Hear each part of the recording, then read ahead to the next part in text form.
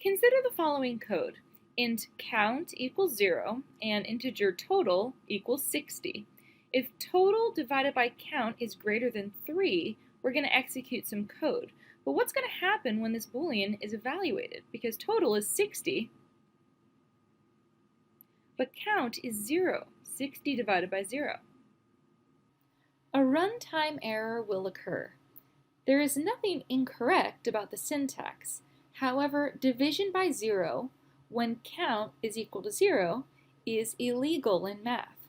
An attempt to divide an integer by 0 will result in an arithmetic exception error to occur. An interesting feature of Boolean conditionals is called short-circuit evaluation.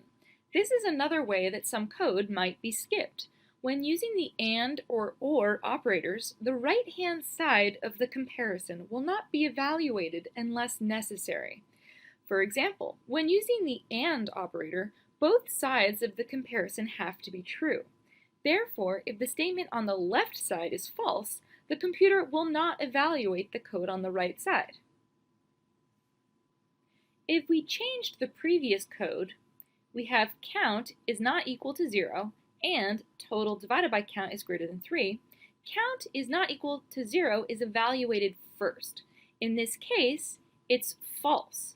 Therefore, the rest of the Boolean isn't even looked at all. It's skipped over, as there's no longer a way for the compound Boolean to be true. This avoids the runtime error. When using the OR operator, only one side of the comparison has to be true. Therefore, if the statement on the left side is true, the computer will not evaluate the code on the right side.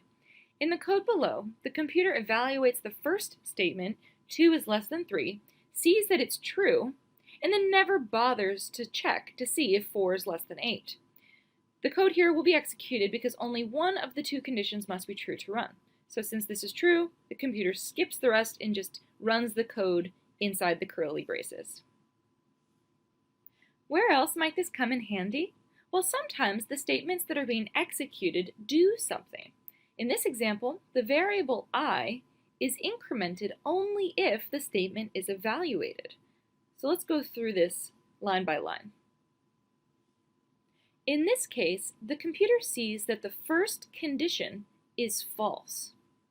Since the AND operator requires that both conditions are true, it does not evaluate the right side of the conditional or execute the code inside the curly braces. The computer skips down to the last line and prints I is 0. If we change the left side of the Boolean expression to a true condition, the right side will now be checked to see if it's true. The computer checks to see if I is less than 1. Since 0 is less than 1, the condition is true. Both sides are now true. Only then is I incremented by 1, and the code in the curly braces is executed. So this line will print out, and then this line prints out, and I is now 1.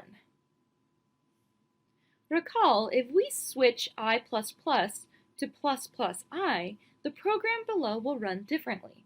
By using ++I, first the increment occurs, then the condition is tested. In this case, I changes value from 0 to 1. Then 1 is less than 1 is evaluated to be false, and the code in the curly braces is not executed. However, the output is still I is 1, since that was already incremented.